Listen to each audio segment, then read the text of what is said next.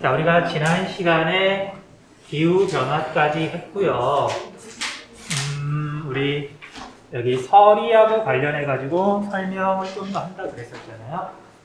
이야기할게요. 자, 우리가 공기 중에 있는 수증기가 밤이 돼서 기온이 떨어지면 이슬이나 아니면 더 추우면 서리가 돼요. 그쵸? 자, 그런데 서리라고 하는 건 공기 중에 있는 수증기가 나뭇잎 같은 거에 이렇게 얼어서 엉겨 붙게 되고, 그렇게 되면 나무 잎사귀가 이렇게 말라 죽게 되거든요. 그래서 서리가 내리면 대부분의 농작물은 자라지 못하고 죽어요.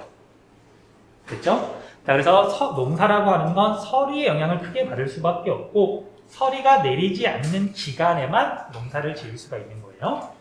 그런데 농작물마다 뭔가 씨를 심고 싹이 나서 나중에 뭐 열매를 맺을 때까지, 수확을 할 때까지 기간이 다 다르거든. 자, 대표적으로 여러분들 감자하고 고구마는 비슷한 듯 하면서도 다르거든요. 자, 여러분들 강원도는 서리가 많이 내려 추우니까, 자, 강원도는 고구마가 유명해요? 감자가 유명해요? 감자가 유명하죠. 감자는 짧은 기간에 수확할 수 있는데 고구마는 좀 오랜 기간 이렇게 재배를 해야 되는 거예요. 됐어요? 강원도에서는 고구마를 거의 재배하지 않아요. 날씨 때문에. 자, 그래서 설이랑 관련해가지고 이런 용어가 나올 거예요. 무상일수. 무상일수 또는 무상기간. 무상기간. 기본 용어니까, 개념이니까 좀 체크를 좀 해주세요. 자, 상은 서리 상자, 이슬은 이슬 노자, 얘는 서리를 뜻하는 한자고요. 무는 없을 무자. 그래서 서리가 내리지 않는 날이 1년에 며칠이나 되느냐. 근데 이제 앞에 없을 무, 이제 부정어가 들어가다 보니까 학생들이 이제 약간 헷갈리는 경우가 있더라고요. 그런데 천천히 생각하면 뭐 어려운 개념은 아니거든요. 자, 그래서 그래프라고 그래야 되나? 간단하게 그려보면은요, 이렇게 해가지고 1월달, 12월달. 자, 설이라고 하는 건 추울 때 내리는 거죠. 그래서 겨울에 서리가 내리다가 여기가 마지막으로 서리가 내리는 날이에요. 그리고 여름에는 이제 서리가 당연히 안 내리고 이슬이 내리다가 가을이 돼서 기온이 떨어지면 언제부턴가 다시 서리가 내리기 시작해요. 이게 첫 번째 서리가 내리는 날이에요. 그래서 마지막 서리가 내린 날부터 첫 번째 서리가 내린 날까지 여기가 무상일수 또는 무상기간이 되는 거예요. 됐죠? 됐죠? 자, 그러면 이제 뭐 개념은 어렵지 않으니까 여러분들 서울하고 강릉하고 무상일수는 어디가 더 많을까? 서울. 그러니까 무상일수는 서리가 내리지 않는 날수, 겨울이 따뜻하면, 겨울이 덜 추우면 무상일수가 많겠죠. 그러면 서울하고 강릉하고 어디가 겨울에 더 따뜻하냐? 그러니까 어디가 무상일수가 더 많냐는 어디가 더 겨울에 따뜻하냐 물어보는 거예요. 그럼 서울하고 강릉하고 어디가 더 무상일수가 많을까? 자, 서울하고 강릉하고 어디가 겨울에 덜 추워요? 서울이 더 추울까? 강릉이 더 추울까? 아, 강릉이 어디냐고? 그래. 강릉이 어딘지 모르면 답을 할 수가 없죠. 자, 우리가 이렇게 위도가 똑같은 지점, 일단 위도가 똑같아야 얘가 뭐 동해안인지 서해안인지 또는 뭐 섬인지 내륙인지 또는 해발고도 따질 수가 있는 거니까 위도가 다르면 일단 기본적으로 뭔가 틀어지기 때문에 비교를 할 수가 없잖아요. 자, 그래서 위도가 비슷한 이쪽이 인천, 항구도시, 그 다음에 그 바로 옆에 서울, 그 다음에 내륙 한가운데에 홍천, 그 다음에 여기는 대관령, 해발고도가 높은 여기 동해안에 강릉이 있어요. 그리고 섬에 울릉도가 있는 거고.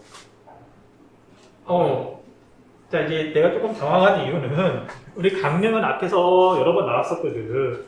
다시 그럼. 자, 서울하고 강릉하고 겨울에 어디가 더 따뜻하다? 강릉. 강릉이 더 따뜻하다. 그러면은 무상일수는 서울과 강릉 중에 어디가 더 많다? 당연히 강릉이 더 많다. 아이씨, 너이씨, 네가 강릉을 몰라서 지금 대답을 못하는 게 아니라 지금 뭔가 다른데 뭔가 문제가 좀 있네. 진짜. 자, 넘어갈게요.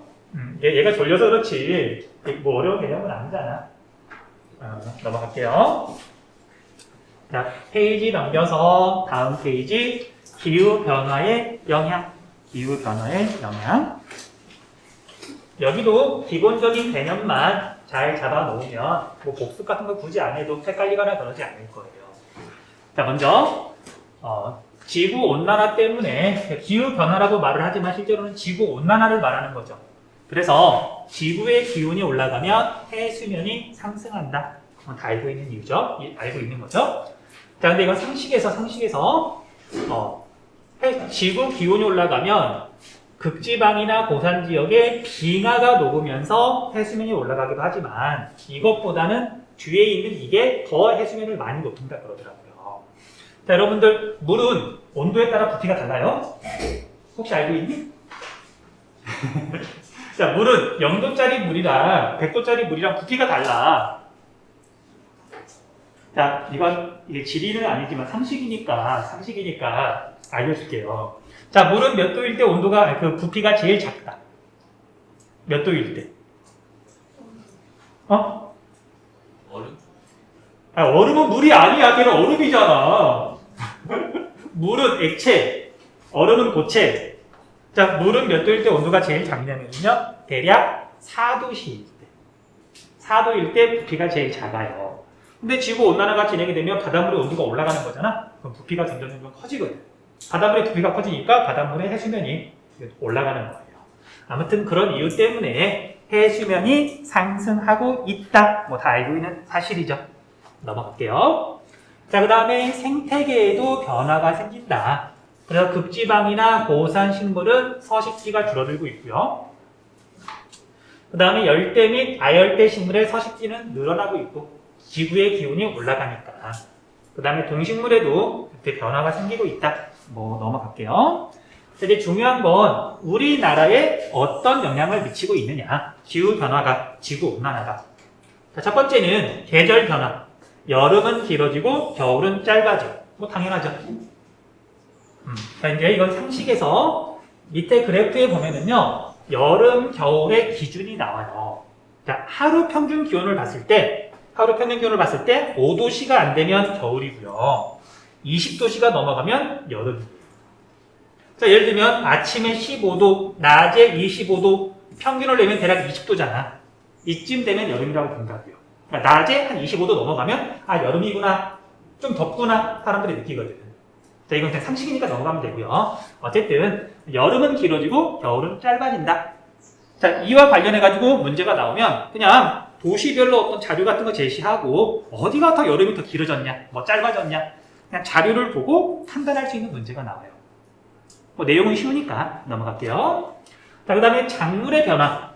자, 농작물 재배 북한계선 및 재배 적지가 북상한다. 자, 재배 한계선 중에 북한계선, 여기도 좀 강조 표시 좀 해주세요. 북한계선. 한계선이라는 말 체크를 좀 해두셔야 돼요. 한계선은 말 그대로 한계가 되는 선. 여기까지야. 그걸 한계선이라고 불러요. 자, 그러면 작물에 따라 좀 다른데 어떤 작물은 너무 추우면 재배를 할 수 없는 작물이 있고 그러니까 좀 따뜻한 지역에서만 재배할 수 있는 작물이 있어요. 뭐 대표적인 예를 들어보면 귤, 감귤, 귤은 따뜻해야 재배가 가능한 거거든. 그쵸? 자, 그러면 우리 한반도가 이렇게 있으면 자, 과거에는 감귤을 어디에서만 재배를 했냐면 제주도에서만 재배를 했어요. 근데 지금은 감귤을 남해안에서도 재배를 하거든요. 그만큼 지구 기온이 올라갔으니까. 다시. 자, 그래서 예를 들면 지금은 여기를 기준으로 1번 지역에서 감귤을 재배할 수 있다. 2번 지역에서 감귤을 재배할 수 있다. 1번 지역에서 감귤을 재배할 수 있다.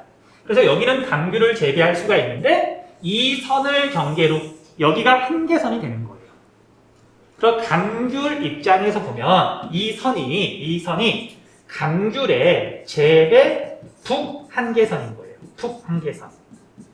북한계선. 이걸 풀네임으로 풀어서 적어주자면 북쪽 방향으로 한계가 되는 선. 줄여서 북한계선. 됐죠? 지구온난화가 진행이 되면 북한계선은 이동해요. 어느 쪽으로? 위로. 북쪽으로. 그래 북상한다라고 말을 하는 거예요. 자, 만약에 지구 기온이 뭐 한 3도쯤 오른다, 4도쯤 오른다. 그러면 아마 여기까지도 강규를 재배할 수가 있게 될 거예요. 그쵸? 자, 그래서 북한계선이 북상한다. 그 말이 무슨 뜻인지 이해할 수 있어야 돼요. 자, 설명 계속할게요. 자, 그런데 이제 북한계선만 물어보는 게 아니라 가끔 가다가 남한계선도 물어봐요. 남한계선.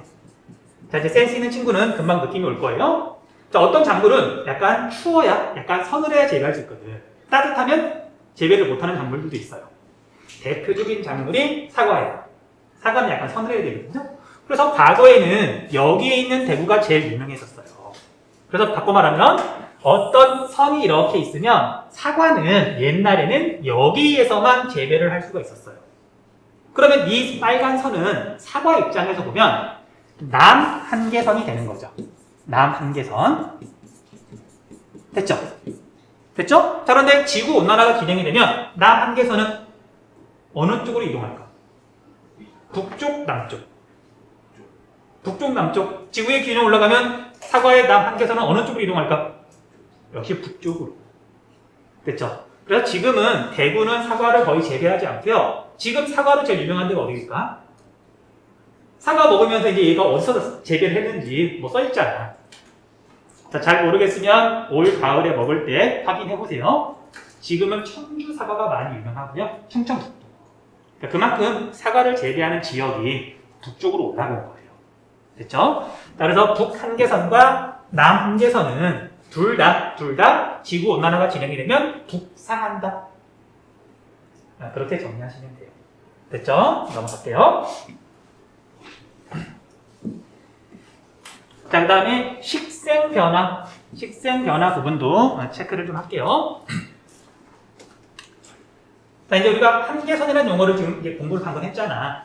한계선. 근데 우리가 한계선이라고 하는 게 북쪽이냐 남쪽이냐 이것도 기온과 관련해가지고 한계선이라는 게 있는데 기온은 해발고도가 높아지면 또 달라지잖아요. 그쵸? 그래서 우리가 한계선이라는 용어 중에 고도 한계선이라는 게 있어요. 고도 한계선. 해발 고도에 따라서 여기까지만 어떤 나무가 자라고 또 여기까지만 또 어떤 나무가 자라고 그걸 말하는 거예요. 그래서 이 고도 한계선은 다시 두 가지로 나뉘어지거든요. 고도 상한선. 상한선 위쪽으로 여기까지만 자랄 수 있어. 그 다음에 반대로 하한선. 아래쪽으로 여기까지만 자랄 수 있어. 이걸 고도 한계선이라고 불러요. 자, 이제 예를 들어주면 어렵지 않아요. 볼게요. 자, 여러분들 높은, 그리고 지우고 여기다 할게요. 자, 높은 산이 이렇게 있는데, 자, 여러분들 이제 조금 이따 설명을 할 거거든? 열대림, 온대림, 냉대림. 느낌 오죠? 열대림, 온대림, 냉대림, 온도에 따라 달라지는 거잖아.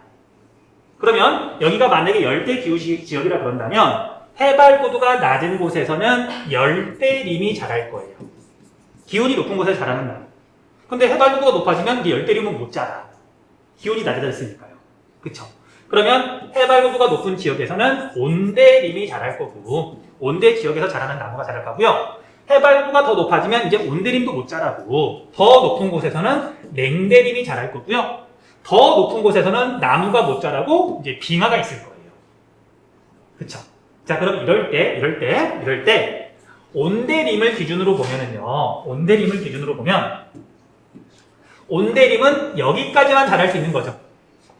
온대림의 고도 상한선. 온대림의 고도 상한선. 여기는 온대림의 고도 하한선. 됐죠?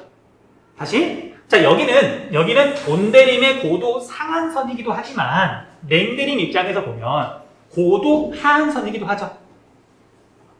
됐어요? 자, 어쨌든 우리가 고도 한계선이라고 하는 개념 종종 물어보거든요. 그래서 개념만 이제 잡아주시면 뭐 이렇게 어렵지는 않을 거예요. 됐죠? 자, 그럼 이제 여기를 또 뭐라고 부르냐면요. 여기는 모든 식물의 고도 상한선. 됐죠? 여기 위로는 지금 나무가 자랄 수 없는 거니까. 자, 그럼 이제 지구 온난화가 진행이 되면 고도 한계선은 높아질까, 낮아질까? 우리 생각이라는 걸 좀 하면 안 될까? 너 지금 3번 연속으로 지금 자꾸 둘 중에 하나 씹는 건데. 아니에요.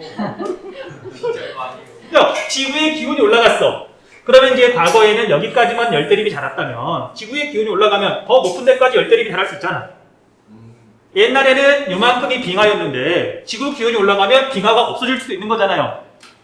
지구의 기온이 올라가면 고도 한계선도 높아진다.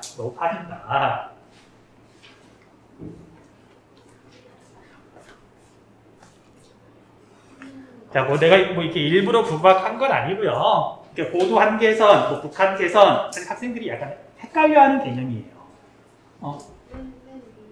네.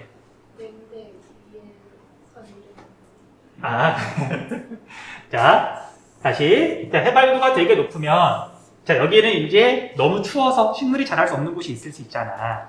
그리고 보통 이런 곳에서는 이제 빙하가 있고요. 만년설이 있는 거지. 됐죠? 그래서 이제 단순하게 나타내면, 여기 아래에서는 우리가 식물을 다른 말로 식생이라고 부르는데, 식물이 자라는 거. 그럼 식생의 고도 한계선. 또는 줄여서 식생 한계선이라고 불러요. 여기까지만 식생이 있는 거니까. 됐죠? 근데 이제 이거 한국지리에서는 뭐 식생의 뭐 고도 한계선 뭐 그런 말은 나오진 않을 거고, 뭐 북한계선, 남한계선, 아니면 정말 어려운 문제에서는 뭐 온대림의 고도 상한선, 뭐 그런 용어가 나올 수는 있어요.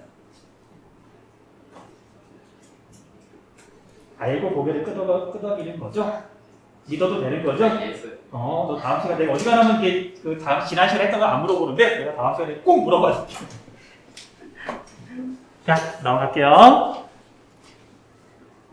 자, 기후 변화의 영향은 그냥 여러분들 그냥 자료 보시면 돼요. 과거에 비해서 여름은 플러스, 겨울은 마이너스. 줄어들었다. 뭐지? 나 이러고 편집학 같은 거 하고 싶지 않은데?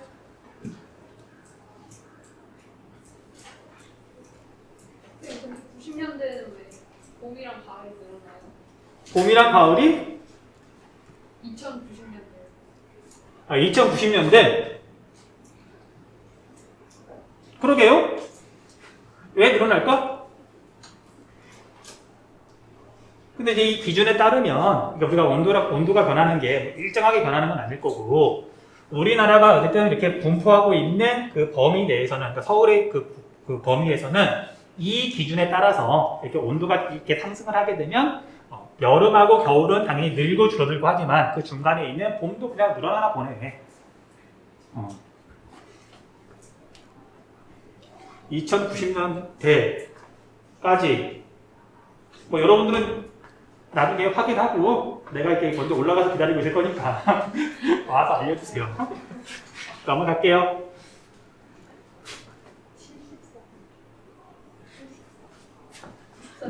야, 2007년이면 니들 몇 살이냐? 76이에요. 볼 수 있겠네. 당연히 보겠지. 나는 자, 우리 말로라도 선생님 우리 같이 봐요라고 말해주면 안 돼? 근데 200살까지 할 수 있을 거예요. 나? 얘 하나도 고맙지가 않지? 자, 넘어갈게요. 자, 기후변화의 대책. 자, 이건 뭐 이제 우리나라만 노력한다고 되는 게 아니라 전 세계, 전 지구에서 같이 노력해야 되잖아요. 그래서 이 부분에 대해서는 뭐 거의 물어보지 않아요. 물어보게 된다면 뭐 세계지리 같은 데서 물어보겠죠. 그럼 어쨌든 기본 상식이니까 간단하게만 살펴볼게요. 자, 우리가 기후변화랑 관련해가지고는 국제적으로 서로 협약을 맺었어요. 협정을 맺었어요. 그래서 최초로 맺은 게 1992년. 여러분들 태어나기 전에 나는 중학교 3학년 때 아무튼 중학교 3학년 맞나? 아니 나 중학교 3학년 아니다. 초등학교 6학년 아니 나도 국민학교 6학년이다. 아무튼 그래서 92년도에 처음 협정이라는 걸 맺었고요. 이렇다라 넘어가시면 되고요. 여러분들 초등학교, 중학교 때는 교토의정서라고 배웠을 거예요. 그런데 우리가 협정이라고 하는 건 당연히 언제까지 무언가를 하자 약속을 하는 거거든. 기간이 있어. 교토의정서는 지금 기간이 끝났어요. 2020년까지였었어요. 그러니까 얘가 끝나가니까 새로운 걸 맺은 거죠. 자, 그래서 지금 적용되고 있는 대표적인 기후협정은 파리 협정이라고 알고 있으시면 돼요. 파리. 자, 당연히 이 파리는 프랑스 파리다. 프랑스 파리에 모여서 사람들이, 각국 대표들이 이제 서로 협약을 한 거죠. 약속을 한 거죠. 넘어갈게요. 자, 그래서 지구 기온 변화와 관련해가지고 국가 차원에서, 지역 차원에서, 개인 차원에서 이런 노력들을 기울일 수 있다. 뭐 어려운 개념은 없으니까 넘어갈게요. 자, 여기까지 간단하게 정리하시고요. 조금만 있다가 이제 마지막 다음 페이지 설명할게요. 자, 페이지 넘겨서 우리나라의 식생 분포 볼게요. 우리나라의 식생 분포. 자, 보자. 자, 기본적인 용어 설명을 좀 할게요. 식생이라는 말은 일상생활에서는 뭐 거의 쓰지 않죠. 보통 식물이라고 그러는데 식생은 크게 나무하고 풀을 말해요. 자, 나무는 한자로 수목이라고 부르거든요. 나무 숫자의 나무목이에요. 그러니까 나무하고 그 지역에서 자라는 풀, 이 두 가지를 합쳐서 식생이라고 해요. 식생. 자, 그런데 그냥 여러분들은 나무라고 생각하셔도 상관없어요. 나무라고 생각해도. 그 다음에 이제 이 분포는 자라는 나무에는 여러 가지 종류가 있거든요. 아까 방금 말했던 것처럼 열대림이라는 게 있어요. 우리가 열대림 생각하면 야자나무 같은 것들, 뭐 고무나무 같은 것들, 그쵸? 그리고 바나나는 나무 아니다. 바나나는 풀이다. 아무튼 우리가 야자나무 같은 것들 있잖아. 왜 이렇게 놀래고 그래? 바나나 풀이야, 풀. 자, 그리고 냉대림. 우리가 뭐 그 시베리아, 러시아 쪽에 있는 잎사귀가 뾰족뾰족한 나무들 있잖아. 근데 그런 것들은 냉대림이고, 그다음에 온대 기후 지역에서 자라는 그런 걸 온대림이라고 불러요. 그래서 이렇게 지역에 따라서 자라는 식생이 달라지는 이유는 크게 두 가지예요. 첫 번째는 기온에 따라서 자라는 식생이 달라진다. 기온에 따라서. 그 다음 두 번째는 강수량에 따라서 자라는 식생이 달라져요. 비가 너무 적게 내리면 나무나 풀이 자랄 수가 없잖아. 그러니까 사막이 있는 거잖아요. 자, 그런데 우리 우리나라에서 비가 너무 적게 내려서 식물이 잘 자랄 수 없다. 그런 지역이 있다, 없다? 없다. 야, 오랜만에 맞췄어. 자, 그래서 지금 한국지리에서는 식생 분포에서 강수량은 당연히 따지지 않고요. 기온에 따라서 식생이 어떻게 달라지느냐.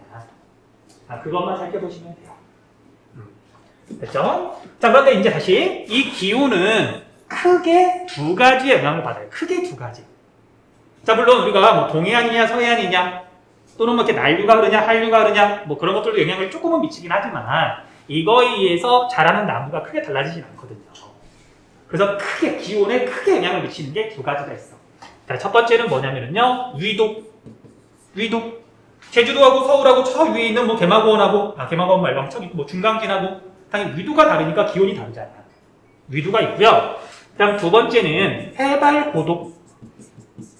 해발 고도에 따라서 당연히 기온이 달라지잖아. 위도가 같은데 서울하고 대관령은 해발 고도가 다르니까 기온이 크게 다른 거잖아요. 그래서 이 두 가지가 영향을 미치는데 서로 같이 두 가지가 복합적으로 영향을 미친단 말이에요. 자, 그거에 따라서 우리나라 식생의 분포가 어떻게 달라지는지 살펴볼게요. 자, 첫 번째는 수평적 분포. 자, 수평이라고 하는 건 다른 조건은 다 똑같을 때 수평, 옆으로 가면서 위로가 아니라 옆으로 가는 게 수평이잖아. 그래서 수평적 분포는 해발 고도가 같은 지점을 기준으로 위도에 따라서 기온이 달라지는데 그래서 식생이 어떻게 달라지느냐. 이걸 식생의 수평적 분포라고 불러요. 됐어? 그럼 반대로 수직적 분포는요. 수직적 분포는 위도가 같을 때 해발 고도가 높아짐에 따라서 식생이 달라지는 걸 수직적 분포라고 부른다. 수직은 위로 올라가는 거. 다른 조건은 똑같을 때. 됐죠? 그래서 수평적 분포와 수직적 분포로 구분이 된다. 체크해 주시면 되고요. 그 다음에 우리가 뭐 여러분들 아는 친구들도 있겠지만 우리가 냉대림, 온대림, 난대림 이 세 가지 간단하게 구분 좀 해줄게요. 자 봅시다. 자 우리나라에 열대림은 없어. 우리나라에 열대기후는 없으니까 대부분은 이제 온대기후 지역이고요. 온대기후 지역에서 자라는 나무, 숲. 그 다음에 냉대기후 지역에서 자라는 나무. 그 다음에 난대림은 아열대기후 지역에서 자라는 나무. 그러니까 온대기후 지역 중에 열대랑 가까운 지역은 온대기후 지역 중에는 좀 따뜻할 거 아니야. 대표적으로 제주도 같은 데들. 됐어요? 그래서 이렇게 세 가지로 구분을 하는데, 자, 냉대림은 다른 말로 뭐라고 부르냐면요. 침엽수라고 불러요. 잎사귀 엽자. 잎사귀 엽자고 침은 바늘 침자. 나뭇잎이 뾰족뾰족한 것들. 자, 얘네들은 전나무. 대표적인데, 추운 지역에서 자라는 나무예요. 됐죠? 자, 그 다음에 난대림은 온대기후 지역 중에 제주도처럼 겨울이 그렇게 춥지 않으면 낙엽이 지지 않는 나무들도 있어요. 그래서 이런 나무를 뭐라고 부르냐면요. 산록. 항상 녹색이다. 낙엽이 지지 않으니까 겨울에도 녹색인 거야, 나무가. 그래서 상록, 활엽수라고 불러요. 상록, 활엽수. 잎사귀가 광활하다. 넓다. 그런 뜻이에요. 잎사귀가 바늘처럼 뾰족하다. 잎사귀가 광활하다. 넓다. 그리고 겨울에 낙엽이 지지 않는다. 이런 걸 상록, 활엽수라고 한다. 됐죠? 온대기후 지역 중에는 따뜻한 지역에서 자라는 나무가 난대림. 그 다음 온대림은 뭐냐면요. 섞여 있어. 그래서 다른 말로 혼합림이라고 부르는데요. 혼합림. 자, 우리 주변에 보면 잎사귀 뾰족한 거 있죠? 그 다음에 잎사귀가 넓은 것도 있어. 대신 대부분의 이제 잎사귀가 넓은 나무는 가을이 되면 잎사귀가 떨어져요. 왜냐면 우리 서울만 하더라도 겨울이 추워서 나무들이 이제 못 견디니까. 자, 그래서 혼합림은 침엽수하고 그 다음에 뭐 단풍나무처럼 잎사귀가 넓은 나무들이 자라는데 얘네들은 가을이 되면 낙엽이 져요. 이런 나무를 낙엽화렵수라고 불러요. 낙엽화렵수. 됐죠? 자, 이거 뭐 맞냐 틀리냐 물어보는 게 아니라 그냥 냉대림, 온대림, 난대림이라는 용어가 나올 건데 얘네들이 어떻게 다른지 구분만 할 줄 알면 돼요. 넘어갈게요. 자, 그럼 먼저 식생의 수평적 분포를 다시 보면은요. 남쪽에서 북쪽으로 갈수록 난대림, 온대림, 냉대림이 나타난다. 자, 그리고 여기 그림에서 보면은요. 지도에서 보면은요. 난대림은 대략 이렇게 제주도부터 남해안 지역. 동해안이 조금 더 따뜻하니까 서해안보다는 동해안 쪽이 조금 더 위에까지 난대림이 자라는 거죠. 참고로 울릉도에도 난대림이 자라요. 왜냐면 울릉도가 겨울에 1.4도니까 겨울이 안 추우니까. 넘어갈게요. 자, 그 다음에 냉대림은 여기 북쪽 추운데 여기서만 냉대림이 자라고요. 그 다음에 온대림은 뭐 구분을 하긴 하는데 이거 의미 없고요. 합쳐서 그냥 온대림. 난대림, 온대림, 냉대림이 자란다. 끝. 식생의 수평적 분포입니다. 자, 그럼 식생의 수직적 분포 볼게요. 식생의 수직적 분포. 해발구도가 높아지면서 기온이 낮아지고 해발구도에 따라서 다양한 식생이 나타난다. 그리고 한라산에서 뚜렷하게 나타난다고 되어 있는데요. 자, 우리가 이게 수직적 분포를 나타낸 거예요. 얘는 수평적 분포. 위도 지금 똑같이 맞춘 거거든요. 얘가 제주도인데 제주도는 해발구도가 되게 높잖아요. 그리고 여기는 지금 바다인 거고. 됐어요? 자, 그럼 우리가 제주도를 한번 볼게요. 제주도는 기본적으로 해발구도가 낮은 지점은 따뜻하니까 난대림이 자라고요. 난대림이 있고요. 온대림이 있고요. 냉대림도 자라요. 해발구도가 높아지면서 지금 식생이 달라지잖아. 자, 그런데 백두산이 해발구도가 더 높아. 여기 백두산이. 근데 백두산은 기본적으로 위도가 높다 보니까 밑에 난대림 없죠. 그래서 해발구도가 높다 그래서 식생이 다양하게 나타나는 게 아니라 기본적으로 따뜻한 지역에 있는 해발구도가 높은 산에서 식생이 다양하게 나타나는 거예요. 그래서 우리나라에서는 한라산이 식생의 수직적 분포가 제일 뚜렷하다. 됐어요? 그래서 나중에 여러분들 한라산 백록당 한번 올라가면서 가보세요. 밑에서부터 백목대까지 이렇게 올라가다 보면 나무가 계속 달라져요.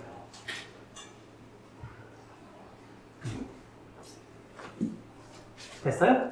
자, 그럼 또 보자. 자, 그러면 온대림이 자라는 곳, 온대림이 자라는 곳, 냉대림이라 그럴까요? 냉대림이 자라는 곳을 봤더니 여기가 냉대림의 고도 하한선이에요.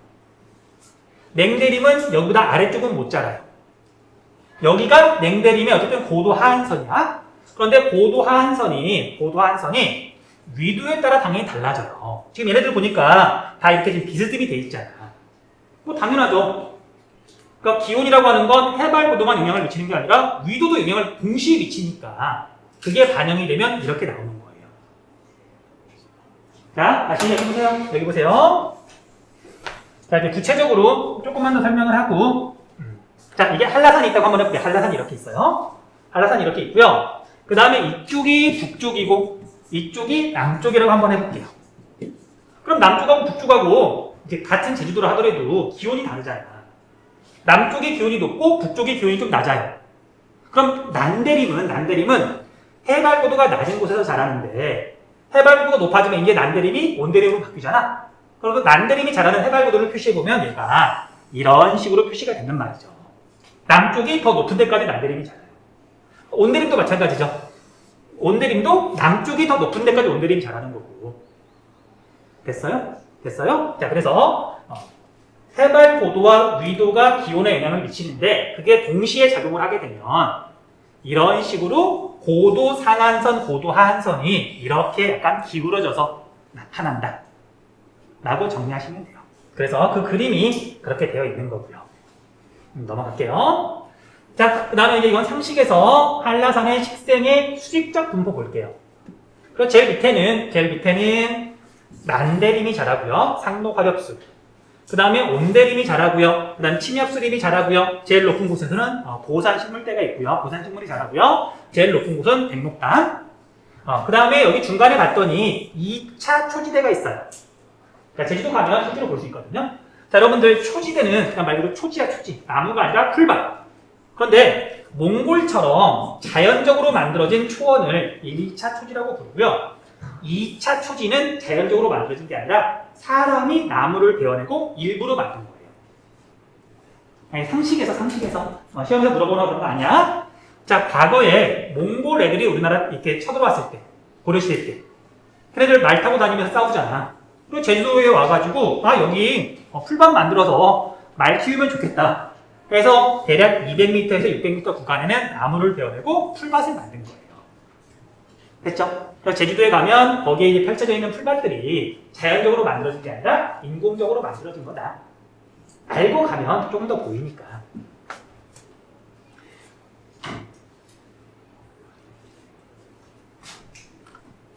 그 다음 식생과 인간 활동.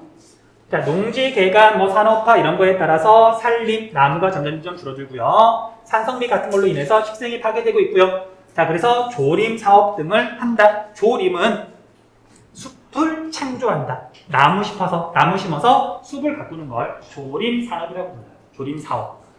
산업이 되네. 조림 사업.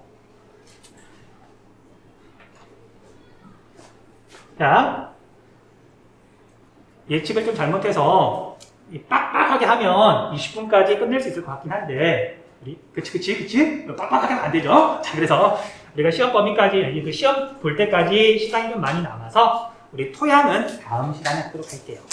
자, 아무튼 수고했습니다.